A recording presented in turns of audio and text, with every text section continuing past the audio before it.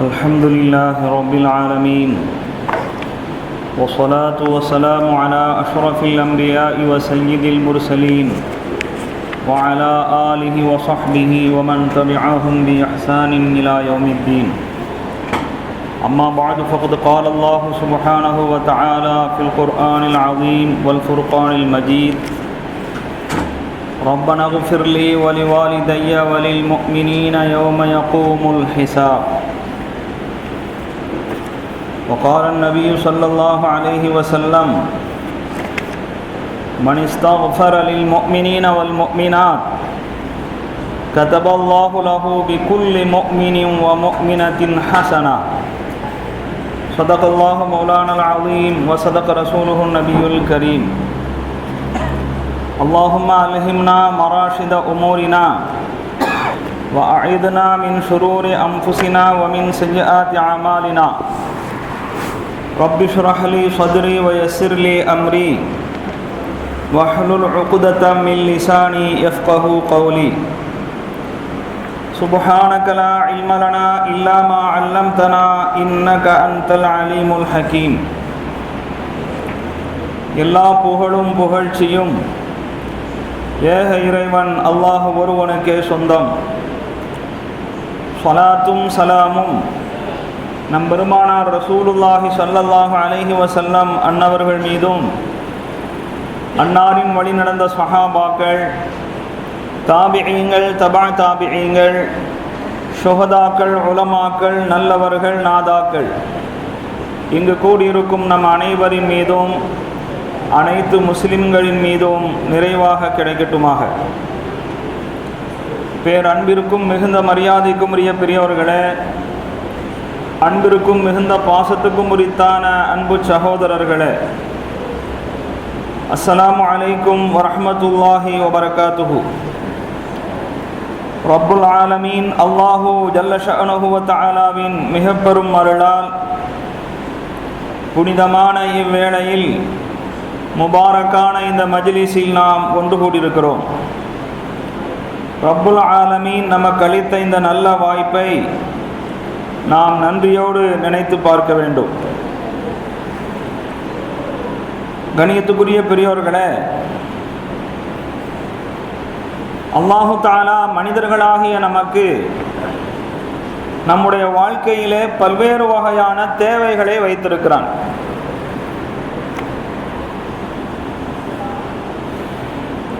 அந்த தேவைகளை அடைவதற்கு பல காரியங்களை நாம் செய்ய வேண்டியது இருக்கிறது. உழைப்பு, முயற்சி, சிந்தனை, ஆலோசனை என்று பல விஷயங்களை நாம் செய்ய வேண்டிய பொறுப்பில் இருக்கிறோம். நம்முடைய தேவைகள் நிறைவேறுவதற்காக நாம் செய்ய வேண்டிய பல பொறுப்புகளில் மிக முக்கியமான ஒன்று துஆவாகும். அல்லாஹ்விடத்தில் வேண்டுதல் வைப்பதாகும். அரபியிலே அதை துஆ என்று சொல்கிறோம். துஆ என்பது மனித வாழ்வோடு எந்த அளவுக்கு முக்கியத்துவம் வாய்ந்ததாக இருக்கிறது, தொடர்புள்ளதாக இருக்கிறது என்று சொன்னால், மனிதன் பிறந்ததற்கு பிறகு இல்லை, பிறப்பதற்கு முன்பதாகவே அவனுக்கு துஆ தேவைப்படுகிறது. இறக்கும் வரையில் தான் என்று இல்லை, இறந்ததற்கு பிறகும் கூட அவனுக்கு துஆவுடைய தேவை இருக்கிறது. சிந்தனை செய்து பாருங்கள். ஒரு குழந்தை பிறக்கிறது. பிறக்கின்ற அந்த குழந்தைக்காக வேண்டி எத்தனை கைகள் எவ்வளவு நாட்களாக, எவ்வளவு மாதங்களாக கையேந்தி இருக்கும். ஒரு தம்பதி திருமணம் செய்து கொள்கிறார்கள் என்று சொன்னால், அவர்களுடைய திருமண பேச்சு ஆரம்பித்த காலத்திலிருந்தே வாழ்க்கை நல்லபடியாக இருக்க வேண்டும், கண்குளிர்ச்சியான சாலிகான குழந்தை பாக்கியம் கிடைக்க வேண்டும் என்று அவர்களுடைய உறவினர்கள், நண்பர்கள் எல்லாம் வாழ்த்தவும் துஆ செய்யவும் ஆரம்பித்து விடுகிறார்கள். திருமணத்தின் போதும் துஆ செய்யப்படுகிறது. திருமணத்திற்கு பிறகும் அந்த தம்பதிகளும் துஆ செய்கிறார்கள். அவர்களுடைய உறவினர்களும் நட்பு வட்டாரங்களும் துஆ செய்து கொண்டே இருக்கிறது. இதைத்தான் நான் குறிப்பிட்டேன். பிறப்புக்கு முந்தியிருந்தே துஆவுடைய தேவை இருக்கிறது. நான் பல சந்தர்ப்பங்களிலே குறிப்பிட்ட ஒரு செய்தி, திருமணமான தம்பதியினர், கணவன் மனைவி, ஒரு கணவன் தன்னுடைய மனைவி இடத்திலே தன்னுடைய உடல் ரீதியான தேவையை நிறைவேற்றுவதற்காக தயாராகும் போது அவர் ஓதிக்கொள்ள வேண்டிய துஆ இருக்கிறது. அல்லாஹும்ம ஜன்னிப்ன ஷைத்தான் வ ஜன்னிபி ஷைத்தான மா ரஸக்தனா. யா அல்லாஹ், எங்களையும் எங்களுக்கு நீ வழங்குகின்ற குழந்தையையும் ஷைத்தானிடமிருந்து பாதுகாத்திடு. அப்போ இன்னும் குழந்தை பிறக்கவில்லை, ஆனால் இனி பிறக்க போகின்ற குழந்தைக்கான துஆ இப்பொழுதே ஆரம்பமாகி விடுகிறது. இதே போல ஒருவர் மரணித்து விடுகிறார் என்று சொன்னால், மரணித்து விட்ட அந்த சகோதரருக்காக வேண்டி ஜனாசா தொழுகை என்ற பெயரிலே நாம் என்ன செய்கிறோம்? மரணித்து விட்ட அவருக்காக வேண்டி துஆ கேட்கிறோம். அவர் மரணித்து விட்ட அந்த ஜனாசா தொழுகையில் மட்டுமல்ல, அடக்கம் செய்ததற்கு பிறகும் கேட்கிறோம். அடக்கம் செய்ததோடு சில நாட்களோடு அவருடைய துஆ அவருக்கு தேவையில்லாமல் ஆகிவிடுகிறது என்பதும் இல்லை. ரசூலுல்லாஹி ஸல்லல்லாஹு அலைஹி வஸல்லம் அவர்கள் பெற்றோர்களுக்காக வேண்டி துஆ செய்யக்கூடிய சாலிஹான பிள்ளைகள் ஒரு மனிதனுக்கு கிடைக்கின்ற பெரும் பாக்கியம் என்பது பற்றி குறிப்பிடுகிற போது, ஒரு மனிதன் மரணித்த பிறகு அவனுடைய மரணத்திற்கு பிறகும் தொடர்கின்ற 3 நன்மையான விஷயங்களை பட்டியலிடுகிற போது அதில் ஒன்று பெற்றோர்களுக்காக துஆ செய்யக்கூடிய சாலிஹான பிள்ளைகள் என்றார்கள். அப்போ மரணித்தவர்கள் விஷயத்திலே அவர்கள் மரணத்திற்கு பிறகும் கூட துஆ அவர்களை போய் சேர்கிறது, துஆவோடு அவர்களுக்கு தொடர்பு இருந்து கொண்டிருக்கிறது. அதையெல்லாம் நாம் ஒரு பக்கம் வைத்துவிட்டு பார்த்தால், பொதுவாகவே துஆக்களிலே அது ஜனாசா தொழுகை இருந்தாலும் சரி, சாதாரண தொழுகையில் கூட அத்தஹியாத்து ஸலவாத்து எல்லாம் ஓதியதற்கு பிறகு அல் அஹ்யாஇ மின்ஹும் வல் அம்பாத், முஸ்லிம்களிலே உயிருடன் இருப்பவர்கள், மரணித்து விட்டவர்கள் எல்லோருக்கும் மன்னிப்பு கேட்டு துஆ கேட்கக்கூடிய ஒரு நடைமுறை இருக்கிறது. இதுவெல்லாம் நான் எதை உணர்த்துவதற்காக சொல்கிறேன் என்றால், துஆ அல்லாஹ்விடத்தில் கேட்கின்ற பிரார்த்தனை என்பது நம்முடைய வாழ்க்கையிலே இவ்வளவு முக்கியத்துவம் வாய்ந்தது. நாம் பிறப்பதற்கு முன்பே அது தேவைப்படுகிறது. அது நம்முடைய வாழ்க்கையோடு தொடர்புள்ளதாக இருக்கிறது. இறந்ததற்கு பிறகும் தேவைப்படக்கூடிய ஒரு விஷயமாக இருக்கிறது. அன்பார்ந்த பெரியோர்களே, துஆவினுடைய முக்கியத்துவத்தை உணர்த்துவதற்காகவே அல்லாஹு தஆலா குர்ஆன் ஷரீஃபிலே பல நபிமார்களுடைய துஆவை கூறி காட்டுகிறான். ஹஸ்ரத் ஆதம் அலைஹிஸ்ஸலாம், ஹஸ்ரத் யாக்கூப் அலைஹிஸ்ஸலாம், ஹஸ்ரத் நூஹ், ஹஸ்ரத் லூத் அலைஹிஸ்ஸலாத்து வஸ்ஸலாம், ஹஸ்ரத் இப்ராஹிம் அலைஹிஸ்ஸலாம், யூசுப் அலைஹிஸ்ஸலாம், ஹஸ்ரத் மூசா அய்யூப் அலைஹிஸ்ஸலாத்து வஸ்ஸலாம், இப்படிப்பட்ட நபிமார்களுடைய துஆக்களை எல்லாம் குர்ஆனில் கூறி காட்டுவதுடைய நோக்கம், அல்லாஹுடைய நெருக்கத்துக்குரிய உயர்ந்த அந்தஸ்தை பெற்ற அந்த நபிமார்களே அல்லாஹ்விடத்தில் துஆ கேட்க தவறியதில்லை. நாம் எம்மாத்திரம் என்பதை நமக்கு புரிய வைப்பதற்காகத்தான் அல்லாஹு தஆலா அந்த துஆக்களை நமக்கு நினைவுபடுத்துகிறான். அன்பார்ந்த பெரியோர்களே, அந்த அடிப்படையிலே ஹஸ்ரத் இப்ராஹிம் அலைஹிஸ்ஸலாத்து வஸ்ஸலாம் அவர்கள் கேட்ட ஒரு துஆ, ரப்பனா ஃபிர்லி வலிவாலிதைய வலில் முஃமினீன யௌம யகூமுல் ஹிசாப். எங்களுடைய இரட்சகா, என்னையும் என்னுடைய தாய் தந்தையர்களையும் அனைத்து முஃமின்களையும் கேள்வி கணக்கிற்காக வேண்டி கேள்வி கணக்கு நடைபெறக்கூடிய அந்த மறுமை நாளையிலே மன்னிப்பாயாக என்று அவர்கள் துஆ செய்திருக்கிறார்கள். இந்த துஆவிலிருந்து நமக்கு ஒரு முக்கியமான பாடம் கிடைக்கிறது. ஒன்று, அல்லாஹ்விடத்தில் மன்னிப்பை கேட்டுக்கொண்டே இருக்க வேண்டும். பாவங்களிலிருந்து பாதுகாக்கப்பட்டவர்களாக நபிமார்கள் இருந்தாலும் அவர்கள் மன்னிப்பை கேட்கிற போது முதலில் தன்னை முன்னிலைப்படுத்தி ரப்பனா ஃபிர்லி, என்னை மன்னித்து விடு.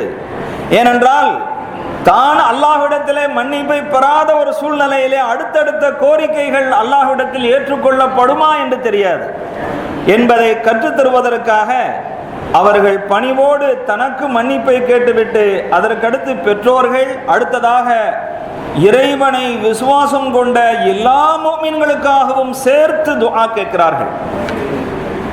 துஆவுடைய முக்கியத்துவத்தை பற்றி நாம் சொன்னோம். பொதுவாக துஆ செய்யக்கூடிய நன்மக்கள் கூட தங்களுடைய தேவைகள், தன்னுடைய குடும்பத்தினர்களுடைய தேவைகள், தன்னுடைய பிரச்சனைகள், தன்னுடைய வியாபாரம் அல்லது தன்னுடைய ஊரு, தன்னுடைய நாடு, இப்படிப்பட்ட பிரச்சனைகளிலே துஆ கேட்பதில் கவனம் செலுத்தும் அளவுக்கு பொது முஸ்லிம்கள், ஒட்டுமொத்த முஸ்லிம் சமுதாயத்திற்காக வேண்டி துஆ கேட்க வேண்டும் என்கிற உணர்வோ அப்படிப்பட்ட சிந்தனையோ ஏற்படுவது என்பது குறைவாக இருக்கிறது. இந்த ஆயத்திலே ஹஜ்ரத் இப்ராஹிம் அலைஹிஸ்ஸலாத்து வஸலாம் அவர்களுடைய துஆவை அல்லாஹ் குர்ஆன் ஷரீஃபிலே சுட்டி காட்டுகிறானே. இந்த ஆயத்திலே நமக்கு கிடைக்கின்ற ஒரு பாடம் என்னவென்றால், துஆ கேட்கின்ற வேளையிலே பரந்த மனப்பான்மையோடு கேட்க வேண்டும். தனக்காக, தன் குடும்பத்துக்காக மட்டும் அல்லது தன் ஊருக்காரர்களுக்காக மட்டும், தன் மொழி பேசுபவர்களுக்காக மட்டும், தன் நாட்டவர்களுக்காக மட்டும் என்கிற குறுகிய மனப்பான்மை இருக்கக்கூடாது. பொதுவாக நம்முடைய மார்க்கத்திலே குறுகிய மனப்பான்மை கொண்டு வாழ்வதை குறை கூறப்பட்டிருக்கிறது. ஒருவர் குறுகிய மனப்பான்மை கொண்டவராக இருப்பது என்பது அது தடுக்கப்பட்ட ஒரு தீய குணம். பரந்த மனப்பான்மையோடு வாழ வேண்டும் என்பதை பல்வேறு சூழ்நிலைகளிலே பல்வேறு விஷயங்களின் மூலமாக நமக்கு கற்றுத்தரப்படுகிறது. அண்டை வீட்டான் பசித்திருக்கக்கூடிய சூழ்நிலையிலே தான் மட்டும் வயிறு நிரப்புபவன் உண்மை முஃமினாக முடியாது என்று ரசூலுல்லாஹி ஸல்லல்லாஹு அலைஹி வஸல்லம் அவர்கள் சொன்னார்கள். இது சாதாரணமாக பார்த்தால் ஏதோ பக்கத்து வீட்டுக்காரன் தன் வீட்டை ஒட்டி இருப்பவனுக்கு மட்டும் சொல்லப்பட்டது என்பது போல நாம் நினைக்க கூடாது. இந்த சிந்தனை, இந்த ஹதீஸுடைய அசல் அடிப்படையே என்னவென்று சொன்னால், ஒருவன் தன் சார்ந்த நலனில் மட்டும் அக்கறை கொண்டு அதற்கான காரியம் முடிந்துவிட்டால் மன நிறைவு என்ற நிலையில் இருக்கக்கூடாது. மற்றவர்களை பற்றிய, மற்றவர்களுடைய நலன் பற்றிய, மற்றவர்களுக்கு ஏற்பட்டிருக்கிற நெருக்கடியை பற்றிய சிந்தனையும் உள்ளவனாக இருக்க வேண்டும் என்கிற ஒரு பாடம் தான் அந்த ஹதீஸுக்குள்ளே இருக்கிறது. அந்த அடிப்படையில் நாம் சிந்தனை செய்வோமையானால், ஒரு குடும்பத்தினர் தன்னுடைய பக்கத்தில் இருக்கக்கூடிய வீட்டுக்காரர்களை பற்றி அக்கறைப்பட வேண்டும். ஒரு ஊர்க்காரர்கள் தன்னுடைய பக்கத்து ஊரை பற்றி அக்கறைப்பட வேண்டும். தன் ஊரிலே செழிப்பான நிலை இருக்கிறது, பக்கத்தில் இருக்கிற ஊரிலே ஏதோ ஒரு நெருக்கடி, ஏதோ ஒரு பிரச்சனை, ஏதோ ஒரு பொருளாதார நெருக்கடி சூழ்நிலை, பஞ்சம் என்று சொன்னால் அவர்களுக்கு இவர்கள் மிகவும் உதவுவதற்கு பொறுப்பானவர்கள். இதே போல பக்கத்து மாநிலம், பக்கத்து நாடு என்று அதனுடைய விளக்கம், அதனுடைய விவரம் அப்படியே விரிந்து கொண்டே போகிறது. என் நாடு செழிப்பாக இருந்தால் போதும், என் மக்கள் சுபிட்சமாக இருந்தால் போதும், என் நாட்டு மக்கள் வளமாக வாழ்ந்தால் போதும் என்று ஒரு நாடு நினைக்க கூடாது. அருகாமையில் இருக்கிற அந்த நாட்டினுடைய நலனிலும் அக்கறை கொள்ள வேண்டும். இந்த மனப்பான்மை ஒட்டுமொத்த உலக நாடுகளிலும் வந்துவிட்டால் எங்குமே பிரச்சனைகள் இருக்காது. எல்லா மக்களும் நிம்மதியாகவும் பாதுகாப்பாகவும் சலாமத்தாகவும் வாழக்கூடிய ஒரு சூட்சமம் இந்த ஹதீஸிலே இருக்கிறது.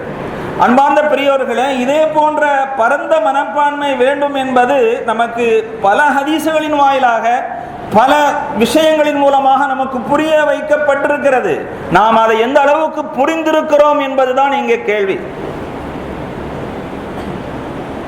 உனக்கு நீ எதை விரும்புவாயோ அதையே உன் சகோதரனுக்கும் விரும்ப வேண்டும் என்று ஹதீஸ் சொல்கிறது. இன்னைக்கு அந்த குணம் கொண்டவர்கள் எத்தனை பேர்? இது வெறும் தனி மனிதனுக்கு மட்டும் சொல்லப்பட்டதா? அதே போல சூரா அல் ஃபாத்திஹா ஓதுகிறோம், ஒவ்வொரு தொழுகையிலும் ஓதுகிறோம். இஹ்தினஸ் ஸிராத்தல் முஸ்தகீம், யா அல்லாஹ் இய்யாக நஅபுது வ இய்யாக நஸ்தஈன், உன்னையே நாங்கள் வணங்குகிறோம், உன்னிடமே நாங்கள் உதவி தேடுகிறோம். அதற்கு அடுத்தபடியாக அடுத்தடுத்து துஆவுடைய வாசகம் வந்து கொண்டே இருக்கிறது. இங்கே இதனுடைய விளக்க உரையிலே இமாம் பைலாவி அவர்கள் கூறுவார்கள், ஒரு தனி மனிதன் தொழுகையில் இதை ஓதினாலும் நாங்கள் உன்னையே வணங்குகிறோம், நாங்கள் உன்னிடமே உதவி தேடுகிறோம். ஒரு தனி மனிதன் சொல்வதானால் நான் உதவி தேடுகிறேன் என்றதல்லவா சொல்ல வேண்டும். நாங்கள் உதவி தேடுகிறோம் என்ற வாக்கியம் இதில் இருக்கிறதே, எதற்காக அல்லாஹு தஆலா அப்படிப்பட்ட ஒரு வாக்கியத்தை இதில் அமைத்தான் என்று அவர்களே ஒரு கேள்வியை எழுப்பி அதற்கு சில காரணங்களை சொல்லி வருவார்கள். அதில் ஒன்று, நாங்கள் என்று சொல்வது ஒவ்வொரு மனிதனோடும் பாதுகாப்பு மலக்குமார்கள் இருக்கிறார்கள், அந்த மலக்குமார்களையும் தன்னோடு சேர்த்து கொண்டு நாங்கள் என்று சொல்லப்படுகிறது. இது ஒரு கருத்து. இப்படி ஒவ்வொரு காரணமா சொல்லும் போது அதில் கடைசியாக அவர்கள் சொல்கிறார்கள், தனக்காகவும் இறைவன் ஒருவன் என்று ஏற்றுக்கொண்டு இருக்கிற அனைத்து முஃமின்களையும் சிந்தனை கொண்டவனாக அவன் அங்கே நாங்கள் உன்னையே வணங்குகிறோம், நாங்கள் எல்லோரும் உன்னிடத்திலே உதவி தேடுகிறோம் என்ற ஒரு விளக்கத்தை சொல்வார்கள். எவ்வளவு பொருத்தமான ஒரு விஷயம்.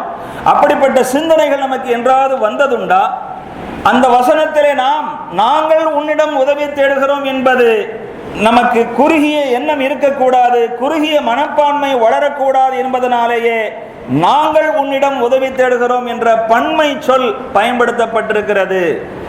இதே போல துஆவுடைய வாசகங்களை பாருங்கள். குர்ஆனில் வந்திருக்கிற அதிகமான துஆக்களுடைய வாசகமே ரப்பனா, எங்கள் இறைவா.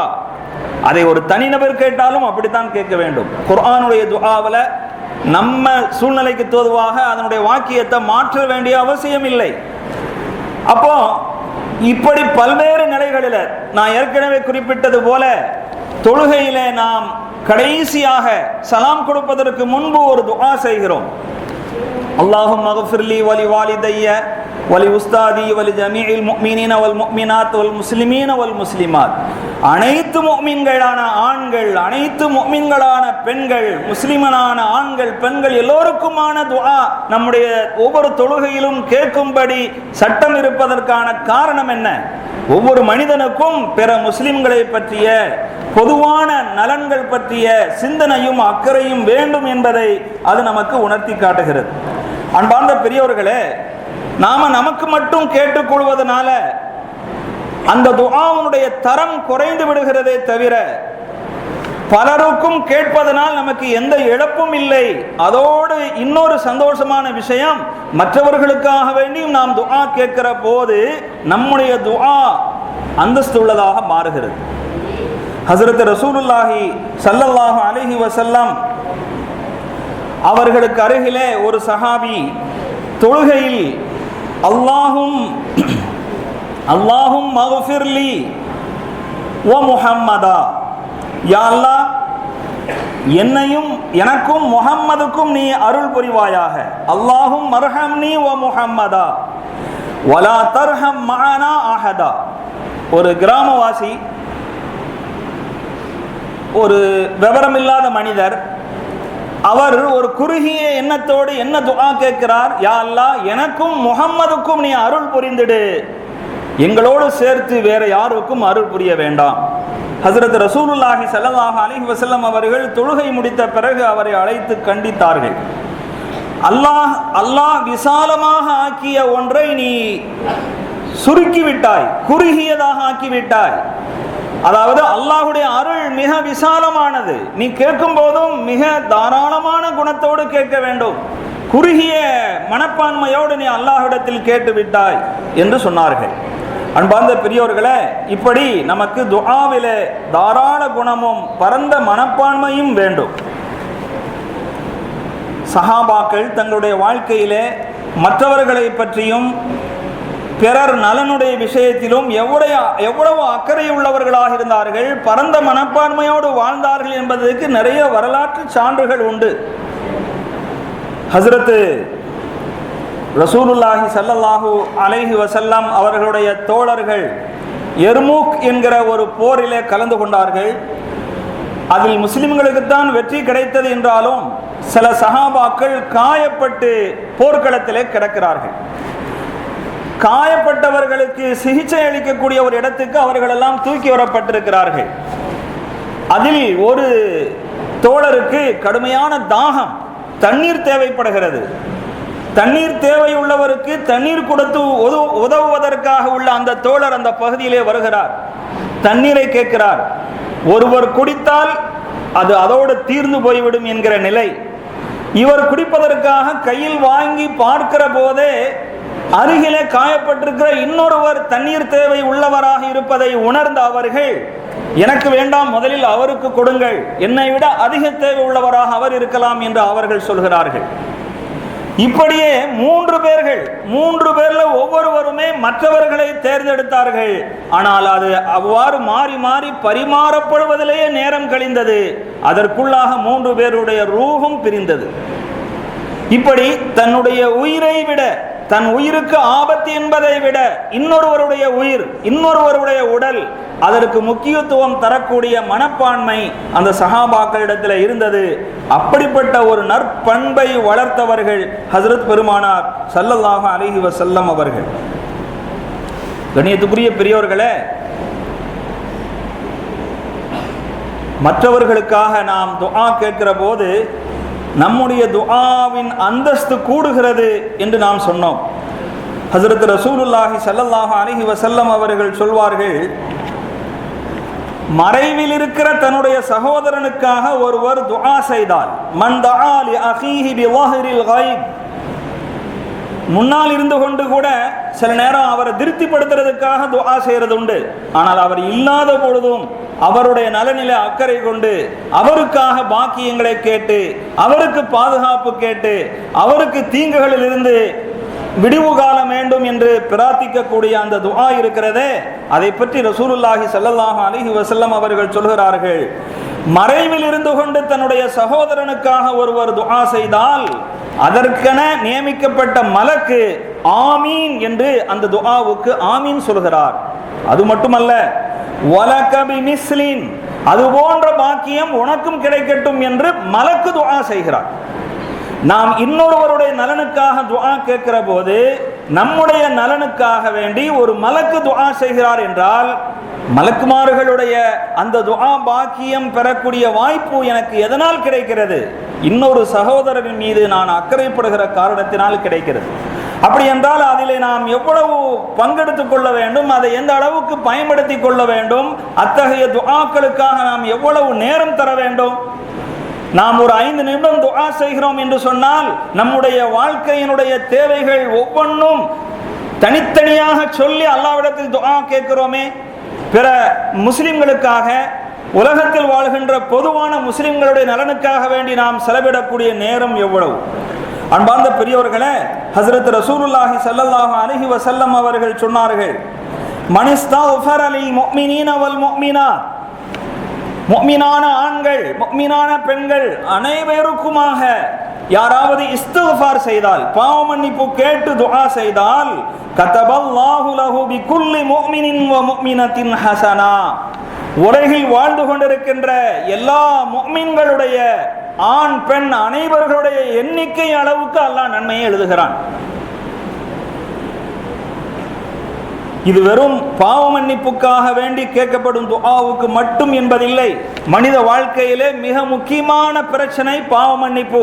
அதற்காக அதை குறிப்பிடுகிறார்கள். அல்லாஹ்விடத்திலே ஒருவர் பாவ மன்னிப்பை பெற்றுவிட்டார் என்று சொன்னால் அல்லாஹ்வுடைய அருளுக்குரியவராக ஆகுவார் என்பதிலே சந்தேகம் இல்லை. சொர்க்கத்துக்கு செல்வார் என்பதிலே சந்தேகம் இல்லை. அல்லாஹ்வுடைய பாதுகாப்பை பெற்றவர், நரகத்தில் இருந்து விடுதலையானவர் என்பதிலே சந்தேகம் இல்லை. எனவே அந்த முக்கியத்துவத்திற்காக வேண்டி இங்கு இஸ்திக்ஃபார் குறிப்பிட்டு சொல்லப்பட்டிருக்கிறது. பொதுவாக மற்ற முஃமின்களுடைய நலனுக்காக, மற்ற முஃமின்களுடைய பாதுகாப்புக்காக நாம் துஆ செய்கிற போது அதன் மூலம் அல்லாஹு தஆலா பல்வேறு நன்மைகளை நமக்கு தருகிறான் என்பதை நாம் இந்த நேரத்தில் நினைவில் கொள்ள வேண்டும்.